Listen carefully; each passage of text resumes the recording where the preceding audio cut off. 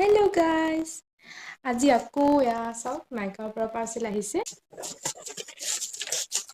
এয়া হৈছে বায়'টিকৰ টনাৰ।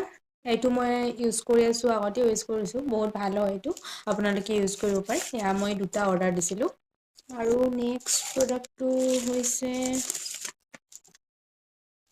বায়'টিকৰ মইশ্বৰাইজাৰ হয় এইটো।